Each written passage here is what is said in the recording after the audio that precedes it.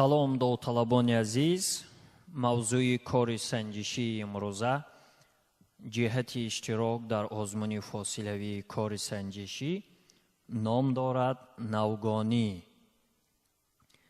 бо шумо ман хоҷазода Назар Назрӣ ҳастам ки имрӯз кори санҷиширо тасмим дорам барои шумо қироат созам. ҳамчунин ёдовар мешавем ки роҳбари лоиҳаи кори санҷишӣ Умар Шеров ҳастанд.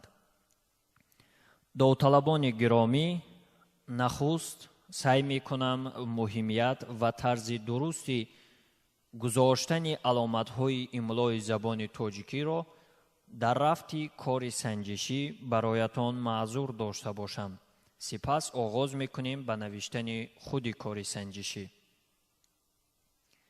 шарт бисёр оддӣ аст: доштани ҳусни хати зебо ва бехато навиштан. танҳо номи кори санҷиширо дар сатри аввали коғаз навишта месозем. дар аввал барои навиштани кори санҷишӣ матнро пурра хонда менависем. сипас барои гузоштани аломатҳои имло такроран матнро хонда вобаста ба қироат, мавқеи ист ва тарзи талаффузи ман аломатҳои лозимаро мисоли нуқта, вергул, аломати хитоб, аломати баён ва дигар аломатҳои дар матн ишорашуда мегузоред. сипос аз таваҷҷӯҳатон дар хусуси шунидани шарт ва муҳимиятҳои озмун. оғоз мекунем ба навиштани кори санҷишӣ. кори санҷишӣ ном дорад навгонӣ. оғоз аз сархат. вақте ки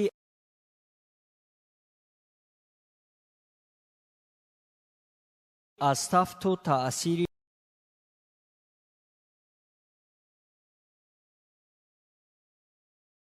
офтоби ҷавзои бешканд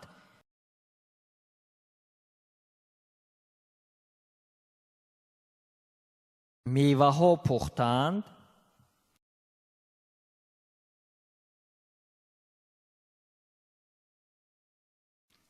сардори оила амаки Абдурасул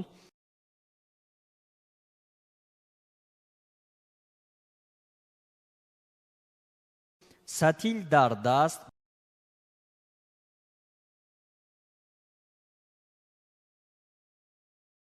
ба навниҳол наздик шуд.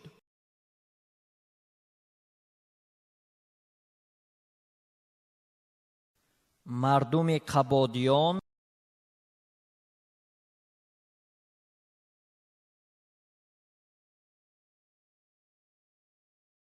меваи нахустини дарахтро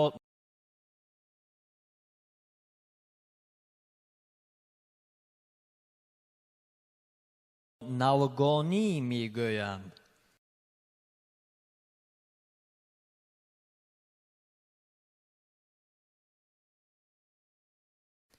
ва дар ин ҷо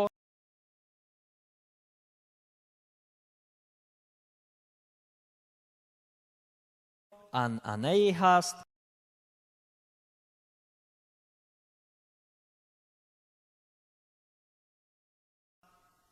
ки навгониро бояд падари хонадон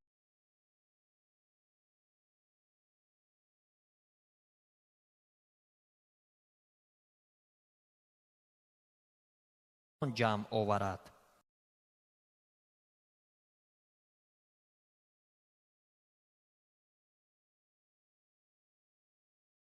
ин лаҳзаро завҷаю фарзандони ӯ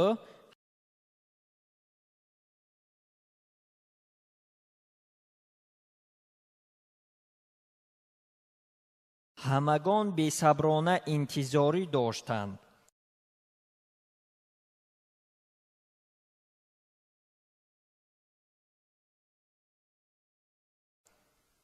меваҳои зарринтоби холдори шакарин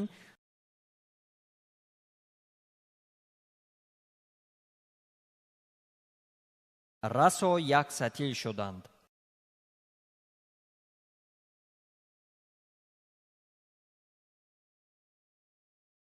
ба ин муносибат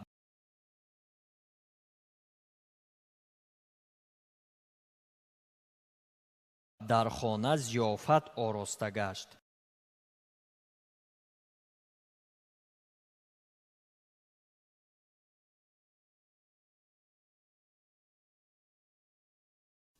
дар мобайни дастархон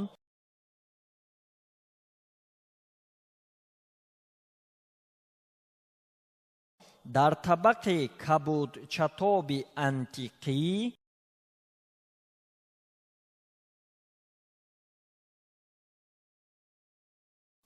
ки он рӯзҳои махсус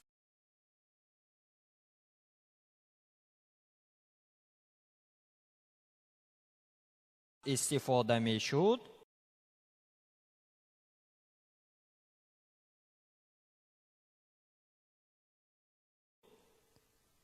донаҳои зардолу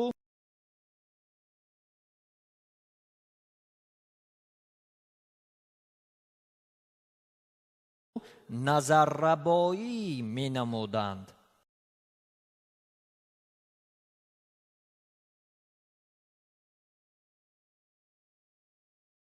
аз табақи зардолу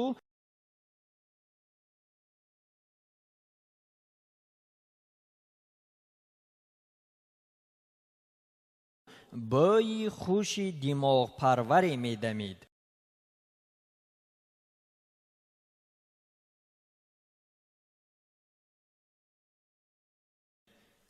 ки якбора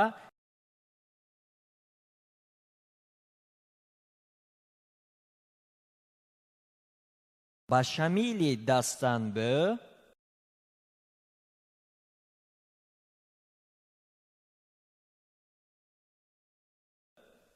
биҳӣ ва лимӯ шабоҳат дошт.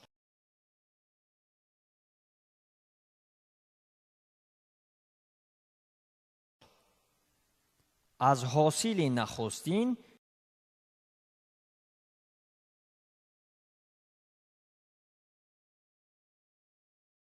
ба ҳамсояҳо низ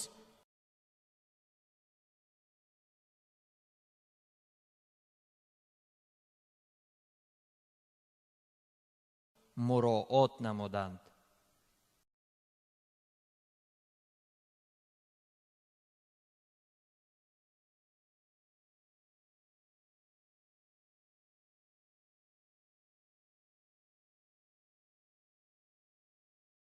навгонӣ вақте ки аз тафту таъсири офтоби ҷавзои бешканд меваҳо пухтанд, сардори оила амаки Абдурасул сатил дар даст ба навниҳол наздик шуд. мардуми қабодиён меваи нахустини дарахтро навгонӣ мегӯянд ва дар ин ҷо анъанае ҳаст ки навгониро бояд падари хонадон ҷамъ оварад. ин лаҳзаро завҷаю фарзандони ӯ ҳамагон бесаброна интизорӣ доштанд. меваҳои зарринтоби холдори шакарин расо як сатил шуданд. ба ин муносибат дар хона зиёфат ороста гашт. дар мобайни дастархон дар табақи кабудчатоби антиқӣ ки он рӯзҳои махсус истифода мешуд, донаҳои зардолу назаррабоӣ менамуданд. аз табақи зардолу бӯйи хуши димоғпарваре медамид, ки якбора ба шамили дастанбӯ, биҳӣ ва лимӯ шабоҳат дошт. аз ҳосили нахустин ба ҳамсояҳо низ муроот намуданд.